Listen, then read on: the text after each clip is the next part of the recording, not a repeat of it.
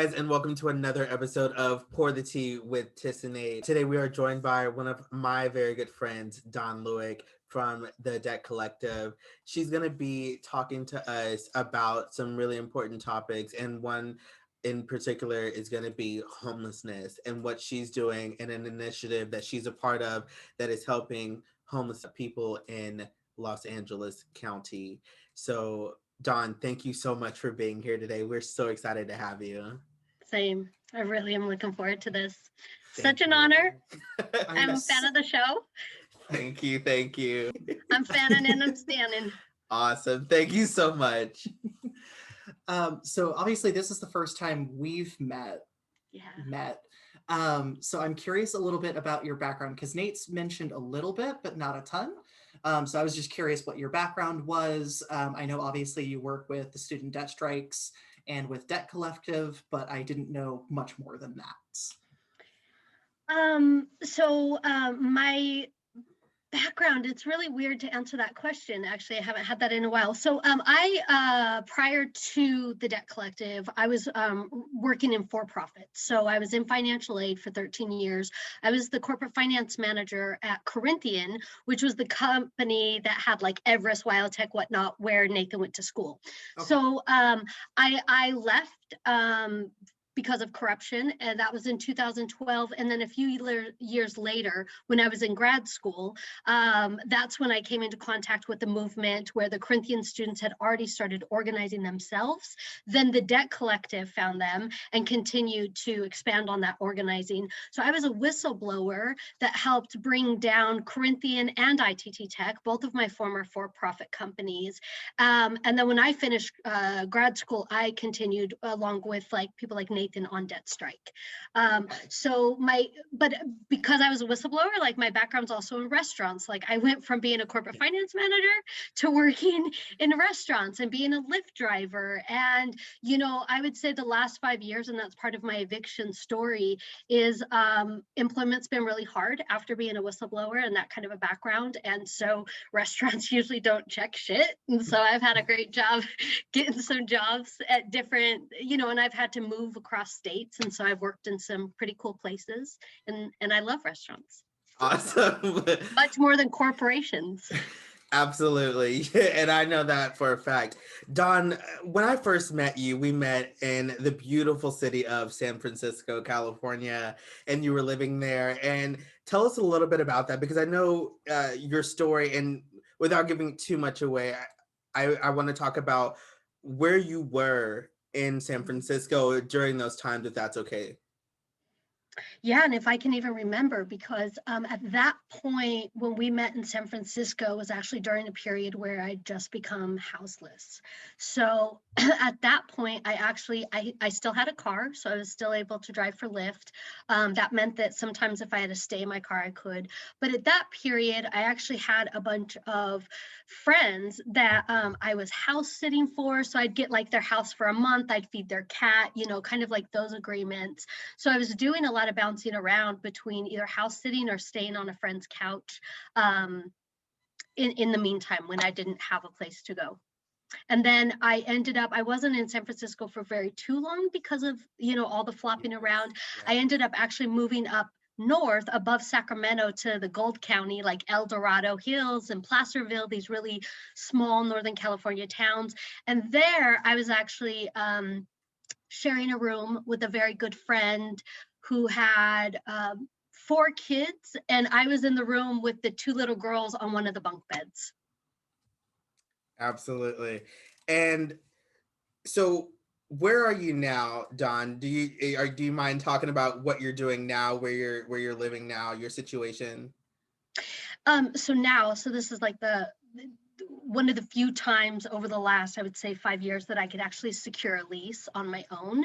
But it's not that easy. It's actually friends of the founders. So friends of Laura and Astra had folks that were renting, and they were willing to overlook my credit and give me a place for a year's lease. So I'm now, it's so weird, I'm living on an island outside of Seattle, yeah, there's not even a freaking bridge that connects to this Wow. island. If you want on or off, you have to take a boat, so by ferry. Wow. So it's maybe population 10,000 people, filled with like farms and forests. So Wow. there's a lot of beautiful nature, but it's got that very small town mentality, but the entitlement of we're on an island.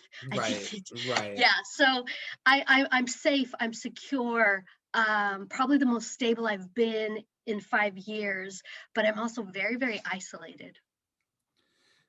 And I am curious because obviously with whistleblowing in general, there's a giant stigma around it politically, as well as obviously in the economic sphere. Finding jobs after whistleblowing is very difficult, if not impossible sometimes.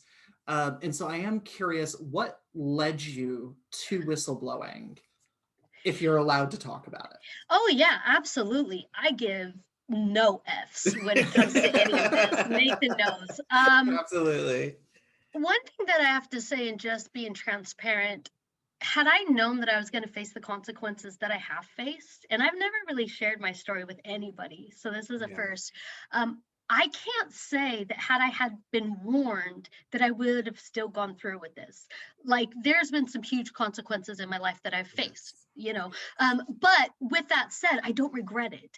So whistleblowing, because I did publish an op-ed, I did go into the news as a whistleblower. I can't say for sure what companies refuse to look at my resume and stuff like that. I'll never know. But I will tell you that over the last 4 years, living in multiple states and whatnot, I don't get called back for jobs. And this is a situation where before this, I had headhunters coming to find me. I was Yes. getting jobs because headhunting companies were coming for me, looking for me because of the professional reputation that I had. So, I've dabbled over the years, but I also, for my own psychology, and because I love restaurants, was just like, you know what, fuck it. Like, I really had to swallow a lot of my ego. I Yeah. had to really adjust my ideas of what it means to get by and be happy with your life. Um, going from making six figures, I made over 90,000 a year working in the for-profits to unemployment. That was huge, Yeah. right? And Yeah. so Yeah. all of these things really just I don't even know how I've really kind of survived through it, other than having people that would support me, right? And people to help, and like knowing people that work in the restaurants that could get me a job in that kind of stuff. I don't see myself ever having a professional career again. I feel like I've ruined that for myself, to be honest. Wow. But I've worked really hard, as I assume, like this is like Yes. you guys know what it means to work hard, reclaim your identity, and just like hustle, hustle, hustle, hustle. So Absolutely. that's my new life now. And Don, you know a lot of my story. We've had some very deep personal talks, and we've gone out on the front lines and done a lot of amazing work together, right? And so for me to be able to see you over the course of the last 6 years that I've known you, um, you are a champion, Mm. and you are so brave, and you are so honest, and I appreciate you coming on even today and just sharing a little bit of your story and what you're going to share with us a little later on in this interview today. I appreciate how you're so willing to give to others even when you don't have for yourself. You give so much of yourself to others, and I just want to make sure I let it be known that we are so appreciative of you. You put together things in the blink of an eye when you don't have a lot of resources, or you don't have a lot of time even to get things together. You are always, even in the mess of the world that we live in, you are always such a light, and we appreciate you, and we thank you for being just how amazing you are. You've given me the joy that I needed to research my own life and my own career and take back my own identity when I felt like I was losing out on myself. So I appreciate you so much for that. Thank you. And I'm going to get so emotional. I'm going to try for the fans not to get emotional, but thank you. That means everything. That's like 50% of our show. We just talk about something super deep and heavy and then like cry off camera. And then cry off camera, yeah. Okay, so we want the waterworks because they're there. I won't hold it back then. Because you live. Literally, my emotional support puppy is right there. Right there. Oh my God, we love the baby. So Tissia, you've come up with some really amazing questions for Dawn, and I can't wait to like dive in. Thank you so much for sharing the beginning of that story, and let's kind of dive in and really get to some answers here and see what we can do to kind of help other people. Yeah, and I wrote most of these questions kind of over the course of a few months, but completely for unrelated topics. I'm a very big political junkie. I've watched basically all of the political stuff from the last 2 years, basically from the announcement of political candidates all the way till now. And obviously we're in a new administration, but that doesn't necessarily mean that things are changing. Obviously when you did your whistleblower stuff, we were in the Obama administration, and that doesn't necessarily mean that like things kind of change over the course of administrations.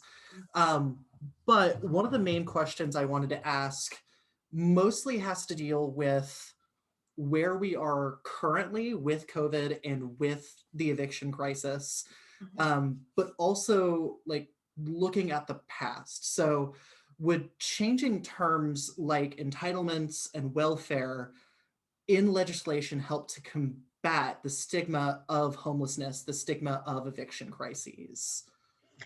Can you just give me a bit of an example of like what you mean by that?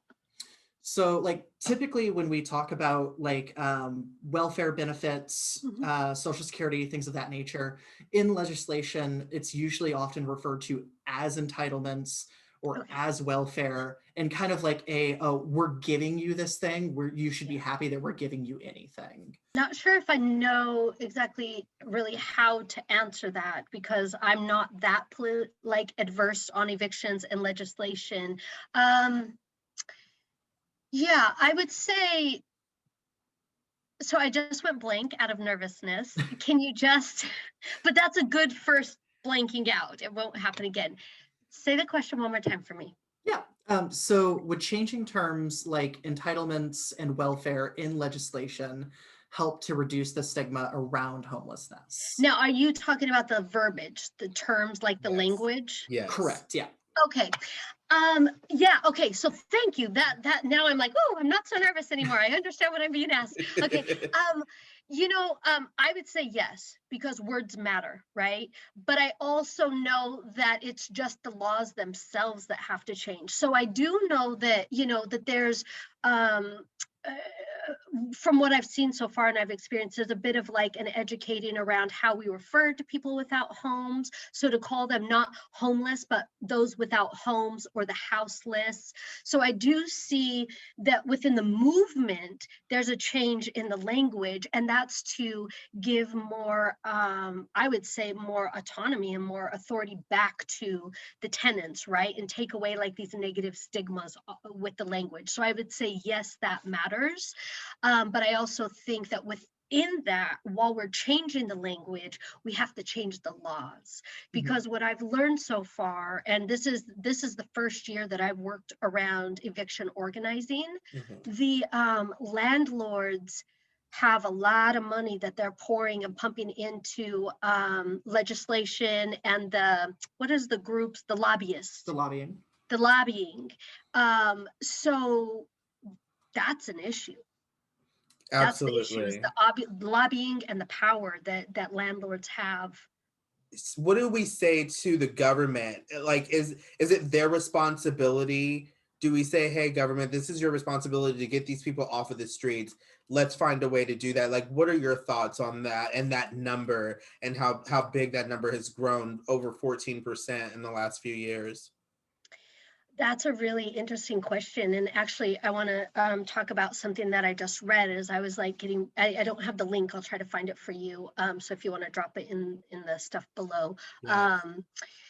One thing that's interesting about that is the good thing is that's not to say that in Los Angeles, that's not the same in all other places. Los Angeles has really strong tenants unions. So tenant unions that are there advocating, and they're advocating for, yes, to push the city to get the people housed, and also they're advocating on the legislative issues. But what I was just reading about is like, so okay, Governor Newsom or whatever his name is, or whoever the officials over LA, they're trying to solve those that are actually unhoused living on the street. But their method was, for example, this is how bad their strategies are. They went to go buy up a motel that they were going to, then the city was going to use this motel to turn it into unhoused housing. But the problem is that the people in the hotel that the hotel is being bought at, we're going to be kicked out. So they're kicking people out of a hotel to then move in people that are living on the streets into that hotel. Wow. So the issue around this becomes, do people that live in motels qualify as tenants to be protected under tenant rights? Because as you know, in California, if you can't get a lease, there's a lot of people that have to pay exasperated rates to live in a hotel. They're quoting people that are living in this same motel that the city wants to buy up, paying anywhere from $600 to $800 a week to rent a hotel room. Right. And then they've got multiple family members living in there. Like there was one interviewee in the article that talked about themselves, their siblings, their children, and parents are all in one motel room, and they're all about to be evicted. So, right. So it's these tactics that our governments continue to use, where they're like, okay, we're going to publicly, assert this solution, but they're not also claiming the damage that solution causes. Right. We're not thinking holistically about this. They're just trying to jam in solutions. So going back to your question, I just want to, because I know you're going to like cut things out and stuff. So I just want to add the importance of the presence of tenant unions in cities that are staying up on these issues. That's where I think we have the hope. Awesome. Thank you so much. Okay, we're going to take just a quick break here. We'll get the puppy situated. Yeah. I'm going to reset our other camera back here. But Don, you're doing a great job. Thank you so much. What a wonderful episode we have going on so far. We're so excited. And again, thank you to Don for joining us this episode. We wanted to take just a brief break just to let you guys know what we are listening to and what we're watching. So I have actually just recently started getting into the Your Mom's House podcast and the Two Bears, One Cave podcast. Mm-hmm. I'm a massive fan of Tom Segura, Christina P., and Bert Kreischer. While I've kind of listened every once in a while to their show, it's been really interesting the last couple of weeks, especially like Tom had a massive accident. Wow. Like a month ago where he broke a couple of bones. But just seeing their takes on just like day-to-day things, mm-hmm. and the amount of Kool-Aid that apparently Bert Kreischer drinks, he rolled up to his set like 32 ounces yes! of Kool-Aid. He's like, I drink 2 of these. I was just like, Bert, you are a grown-ass man. How are you not dead from a heart attack? How do you drink 64 ounces of Kool-Aid? I feel like the real question is, but what flavor? And he said it was like the red one. Yeah, just like the regular. And I just, when you sent me that, I literally started dying. I'm like in bed. It's so late at night. And I was like, I had to get up and go get water. I was like, I am literally dying. Who drank? It is huge. Oh my God. Will we get sued if we put a clip in here? Because my God. I think we'll be fine. That was hilarious. It was the best thing I've seen I think the this best entire part week. Too is just Tom's reaction. Just his laughter is dying. So he infectious. Almost fell out of the chair, guys. It's crazy. You need to check that out. That was really good. I've been actually listening to a podcast for a while now. A friend of mine, Zay DeAndre, has a podcast called Life with Zay DeAndre. And it's also about LGBTQ issues and what Zay's actually gone through over the course of his life. And it's actually really, really good. We're going to post the links to those things below. But what I've been watching, which you guys are going to judge me, and I'm okay with that, is Fate, the Winx saga. I actually just completed season 1. Had some issues with the way that they turned one of the characters from a Latina fairy into a white girl, but the girl who played the character, she did a really great job. I think the name of the character is Tara on the show Fate, the Winx saga. I think the way they did it was really it was good. It was a good start. And if they get to a season 2, maybe step up the game, and maybe like let's not do racist things like take characters and change them to completely different characters. I also thought that was a really good show, and I wanted to talk about that with you guys this week. So Welcome back to Pour the Tea with Tiss and Nate. We're still here with Dawn. We're so excited. Thank you, Dawn, for joining us today. And thank you for being so open with us in that last segment and sharing your personal story. That has been one of the greatest joys for me in doing this, is to be able to reach out to folks and to hear their stories and to see how they've overcome and worked through their obstacles that have been going on in their lives. We're back, and we're gonna come in with some more information. You've got a lot of fun stuff to talk about with us, and we're so excited to hear that. Before we get into it, we do have one more question for you before we turn the floor over to you to get some really awesome information. Like I mentioned, I'm a numbers person. One of the things I noticed as I was kind of doing research for this episode is the sheer illegality of being homeless. So according to a survey done in 2018, there were 34% of cities across the nation have laws against sleeping in your car, sleeping in an illegal camp, or even so much as sitting or laying down in public. Referring to these people either as vagrants or like really colorful terms to describe them as like non-citizens, almost putting them in the same category as illegal aliens in the way that these laws are written. What can we do? Obviously, because the homeless community doesn't really have a lobbying platform in the same way that homeowners and even just like landlords have their lobbying.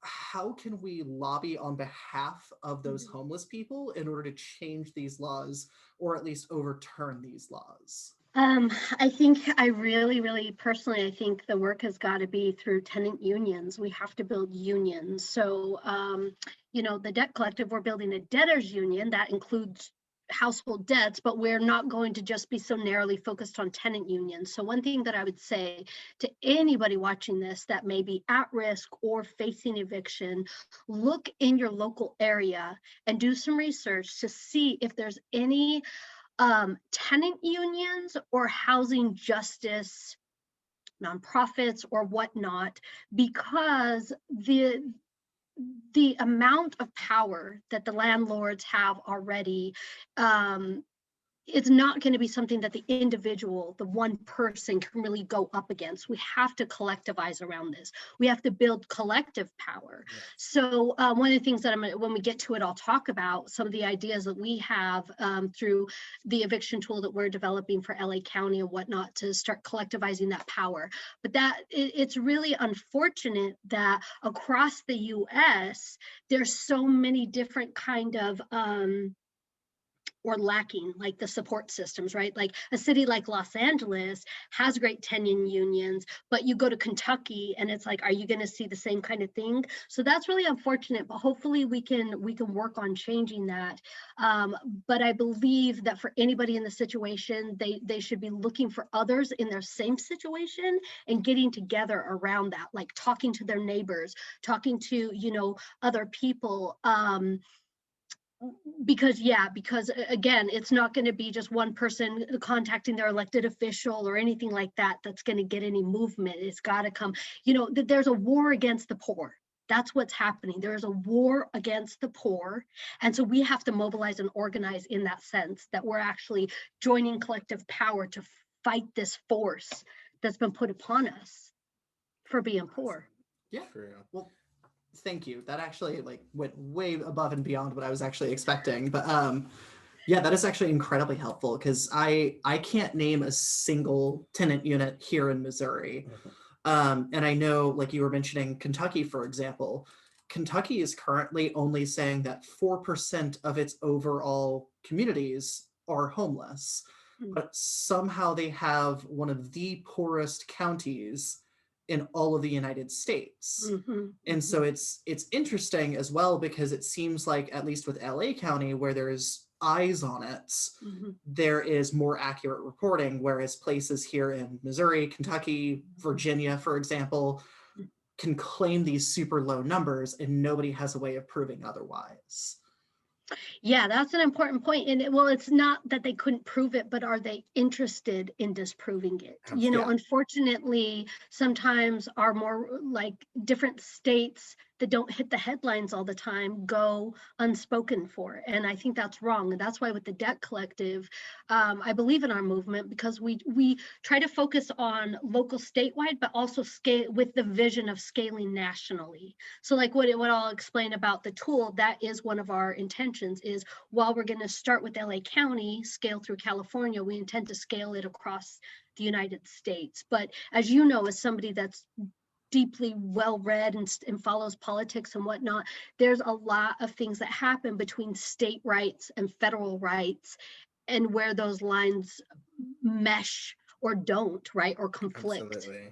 You told me a little bit about this tool that you guys are using for LA County, and actually I was able to be a part of early stages of helping to develop said tool. Can you tell us a little bit more about that, and tell our audience a little bit more about what's going on with that tool and how they too can become a part of this initiative to help stop homelessness?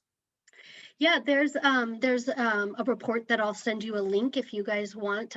You know, the UCLA Luskins Institute, where we were last year when we launched the strike, they also launched a report called UD Day.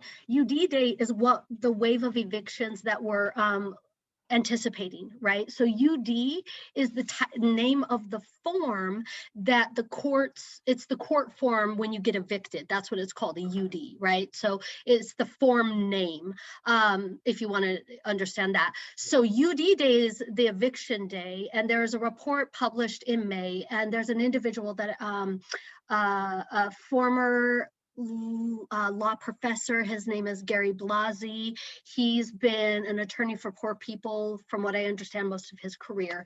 He wrote this report anticipating the wave that we're about to see. Hannah, how could I just drop her last name? Hannah Appel. Hannah Appel from UCLA read this and was like, oh, we need to talk, because she's obviously with the Debt Collective. So from May, the idea's been formulating, and it takes a lot of things to kind of get this to actually come into manifestation. So I'm trying to like fast track my brain and skip past unnecessary stuff.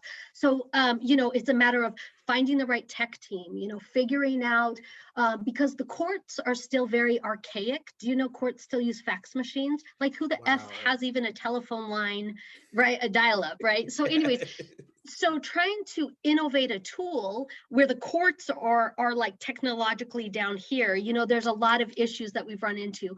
We finally found the tech team. We finally got a process together where we could like communicate and make sense with one another.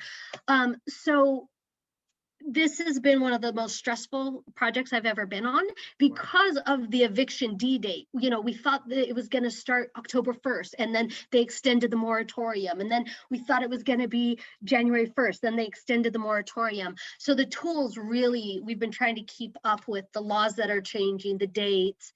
And so hopefully it's going to actually come out and be public by the early next month. And then we'll be right on time for, again, that big eviction wave, which, just to give you guys some numbers, in LA County, they're now estimating between 240,000 and 700 households are going to be evicted. Now, here's the thing. California is currently putting more money in to reinforce the courts, to support the courts in processing these evictions, than they are helping the people getting evicted. So the courts are going, oh shit, we're about to get 700,000 cases, so the government's pouring money in to support the courts versus where they should be putting the money to help the tenants. So, in your opinion, would it make a difference?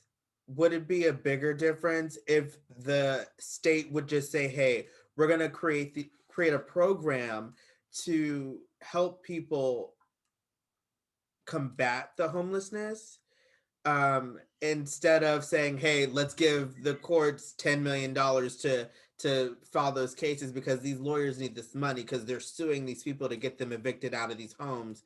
And would it just make more sense to say, "Hey, let's create a tool, let's create a way to help people not become homeless," because again, COVID has taken a lot away Yeah.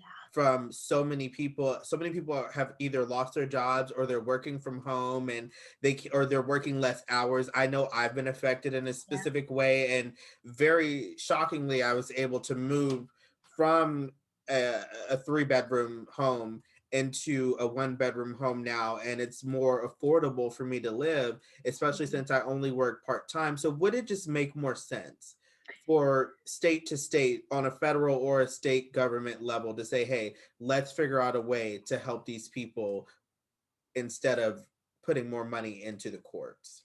So what they need to do to help people is cancel all back rent. They need to cancel the debt. What they're doing federally and statewide is writing laws that are going to allow landlords to sue people to get them evicted.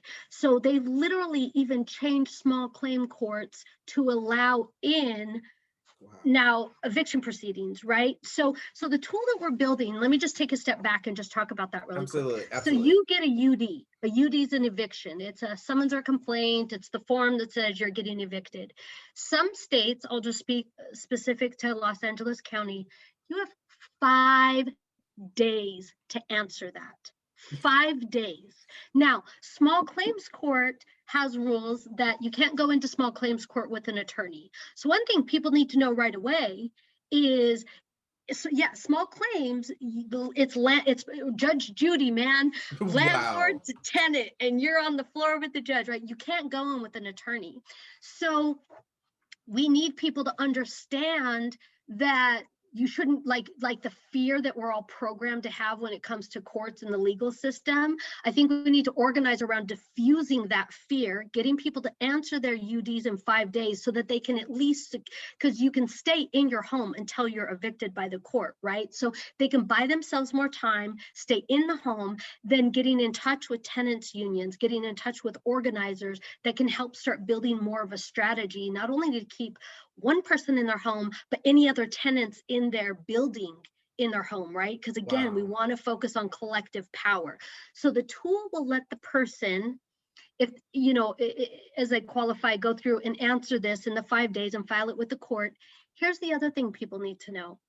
A lot of times the courts charge you to answer if you're getting evicted. So not only are people getting evicted, but they have to pay a fee, $240, to answer the eviction. So if you're getting evicted, you have 5 days to answer. You could have $240 to file with the court, unless you qualify by poverty rates. So if you qualify, and this is what the tool helps with, right? I see your faces and you're going, so the tool helps you navigate this process, and it takes you, the tenant, through this, and it reassures you, like, I know it's getting stressful, but stay calm, and it kind of takes you through these questions, because it's helping you answer the tool, helping you determine if you can get a fee waiver. So if you're poor enough to qualify for a federal poverty line, which is very different, California poverty versus federal poverty is very different, right? Yeah. So if you qualify, you can get a fee waiver where you don't have to pay that, and you can just file with the courts. Our tool helps with all of that.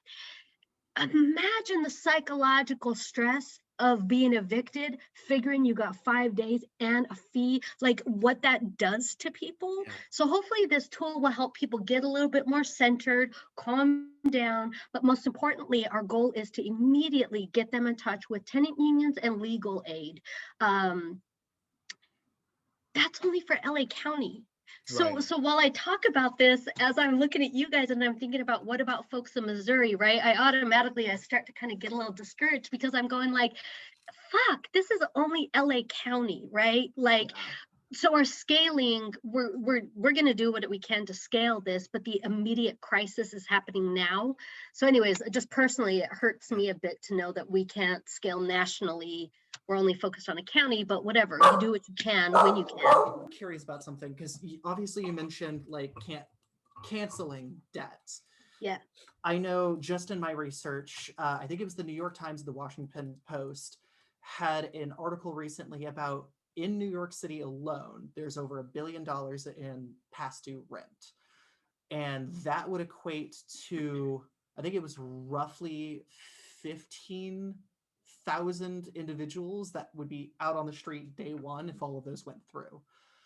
But the other aspect as well is, especially in a year like COVID, where gig working has been more difficult than ever because you have mass layoffs within those companies. Obviously, there was the issues in California with changing if gig workers were considered employees or contractors. But then also just overall, like the amount of restrictions put in place by the state, by the federal government. If this debt is not canceled on a federal level, we could potentially see the most people out on the streets since the Great Depression, if not ever. Yeah. And so how can we, just as individuals or collectively, how can we put more money or put more eyes on the subject to compel Congress, to compel the federal government to do something? Well, you're doing one thing right now by having a program about it and bringing it to your audience in just a very natural and comfortable conversation. So I think that that's huge, first of all. And even just opening up a conversation for people to share, like, yeah, I've been evicted and I understand more. A lot of people need to hear that. So that's huge. Okay. The other thing is again, like I just continue to go back to collective power. I think people that could write their elected officials and say, hey, I don't agree with your policies, you need to do something about this. But I would always encourage people, like, if you're going to do that, get 3 or 4 members of your family to write that letter too. Don't just send a statement in alone, send it collectively, right? As far as like money and stuff like that, if you are somebody that's in a situation that can donate, I would find your local housing justice centers.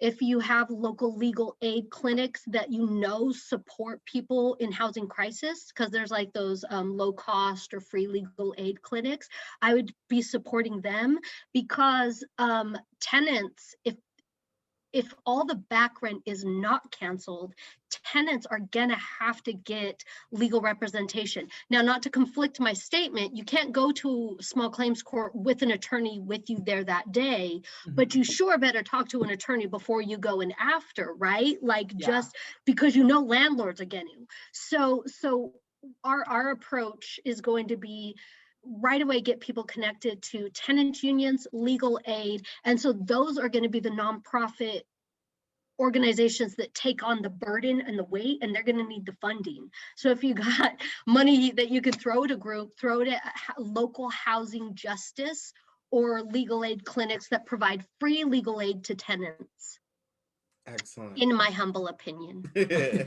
Well, I genuinely thank you for your opinion, because like just as we've been going, I've been like adding questions as we've been kind of going. Yes. And I should warn you, you will probably be one of the people I reach out to in the next few weeks, just as I start to get going on this stuff. Because like I mentioned, I'm a very political person, and like I spend quite a bit of time donating money, but also donating my time to organizations wherever I can. And I genuinely want to say thank you for coming on here, because I have been out of college for close to 8 years now, and I was lucky enough not to have any debt from it. Wow. Because of scholarships and Pell Grants, but I also know that I am in the like incredible minority there. So I've never personally like been in under this microscope of loan, of debt. And so it's really nice to be able to get your thoughts, your opinions on all of this. Yeah, and thank you for being in solidarity. You know, we need people that don't face the issue, that still want to understand the issue and want to fight back. That's really important. So I appreciate that you even have an interest in this, because you don't have to, you don't got loads. You just choose to go do you, but you actually are putting your heart into this and you're with us in solidarity. And I feel that. So thank you. Absolutely. Absolutely. And Dawn, just as a wrap up with you, thank you so much for being on with us for this period of time. I'm like, yeah, it's gonna be 15 minutes, and I'm like, actually, it's gonna be an hour. Hey, I But got my so just as a wrap up, if there was anything that you could say to somebody out there who's facing eviction, who may actually be homeless, what would you say to people who are looking from the outside in, for people who have homes and that don't understand and may think, oh, you're homeless because you're a bum, or you suffer from addiction, or yeah. whatever the case may be? What would your thoughts be on somebody from the outside looking in, and how they can become involved in and what they should do to help the situation? Well, I'll just start from that last thought and go backwards to people that have homes and like to judge the houseless. I would say stop having such a small mind. Honestly, I just don't know anything else. That's just really a small mind mentality, to be that narrow, to think that you have the answer. None of us know what a person is going through, what they have been through, and where they're going, unless we actually ask them and give them the agency behind that. Like you guys gave me the respect to ask me what is my story and let me tell you it from my perspective, without just assuming that you knew, so to speak. So first of all, people that have housed their homes and have their paychecks, stop assuming that you actually know what's going on in another person's life. Unless you've actually walked in their shoes, you don't. So take a step back and ask, then inquire, show an interest in somebody's humanity, show them some dignity, right? Like if you want to spend more than 5 minutes judging a homeless person, take an extra 3 to go talk to them, treat them like a human, get to know what is their story. And I think you'll be so surprised. I think your heart will be touched and opened up. So that's what I say to those that are secure, comfortable, and not facing the crisis that so many poor people are facing. Okay. Then to those that are impacted, that are afraid of eviction, that are trying to pay their rent but maybe can't pay all of it, and then those that are out on the streets, find a tenant, find your house, your local, find a way. Even if you have to go to the library and it's COVID and you got to figure out how to get a librarian to help you, but find a way to do the research to get in touch with local housing justice or tenant unions. You want to stick with the terms justice and union. those are going to be our keywords today, friends. Justice, union. So Yes. because every location is so different, you just got to focus in locally. Another place that I would plug for people to check out for support is the local DSA, the Democratic Socialists of America. They often have committees that is like a housing justice committee, that they have members that focus on the local issues and press it, doing different actions, whatnot. So I am a member of the Democratic Socialists of America. I've worked on the Medicare for a long time, but I know that they have housing justice. So that would just be another reach. And then if you're in a building and you're facing evictions, get in touch with your neighbors. Find out their story. Are they behind? Are you being harassed? The landlords are breaking laws, and them breaking the laws can help protect you in an eviction. So people need to know that there are defenses that you can assert that can block your eviction. Do you have mold and the landlord neglected to take care of it? Is the landlord trying to evict you because you have extra people staying in your home, or maybe because of COVID, that you had to take in family members? There's barriers against that, but that doesn't stop them from breaking the law if we don't know our rights. So I would just right away, I know it's scary, I know it's frightening. and it's so easy to blame yourself. That's really should have been my number one, is stop blaming yourself. That's really, I want that to be my number one. If you could cut, edit, and put that to the top. No, I just joking. But really, truly, people, I want you to know, first, stop blaming yourself, and second, get help. Don't try to go at this alone. We just don't belong facing these issues alone, because the fucking rich are organized. They're not getting their money alone, right? So we Absolutely. gotta Yeah. pivot that. Absolutely. Awesome. Sorry for the F-bomb to the children listening in the audience. Save yourselves. I love it so much. Dawn, this has been so amazing. You have been the best. You've also, and for our audience out there, you've also agreed to come on our season finale episode to talk about education. Yes. And more about the Debt Collective. And I'm so appreciative to you for that. Our season 1 finale is going to be amazing here in a few weeks. And Yes, Tissia, do you have anything else you want to add there? All I can say is, again, thank you so much for your time, and especially your expertise, not only as a student debt strike organizer, but even just as a whistleblower. Because I think that when people think whistleblower, I think they think the Edward Snowdens of the world. They think of like these big, high-profile names, but they don't think about the fact that being a whistleblower is not a bad thing. If you see something bad going on, you not only have a right, but an obligation, in my mind, to say something. And so I do want to say, as you said earlier, you don't know if you would have done what you had done knowing the consequences. I do want to say thank you for still having done so, because I know it could not have been easy, but it probably changed a few thousand people's lives. Give or take. Give or take. Well, we will let you get back to your Sunday. I look forward to seeing you again in the next few weeks for our season finale. Is there anything you want to throw out there to the world before we let you go? No, not to overshadow the plug for Join a Debtors Union with the debtcollective.org, because we are organizing around, we are looking at debt not as an individual issue, but as a household issue.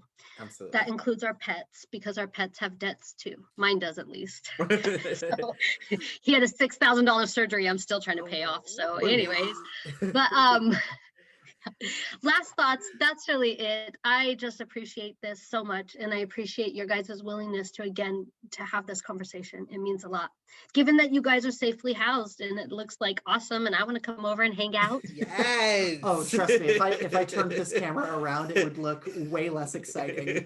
This is all movie magic. Thank you again, Dawn, so much for joining us. Thank you guys so much for watching this episode of Pour the Tea with Tiss and Nate. We're so excited about the rest of season 1. We've got some really exciting things coming for you guys, and we will talk to you the next time. Until then, keep sipping. Cheers, mate.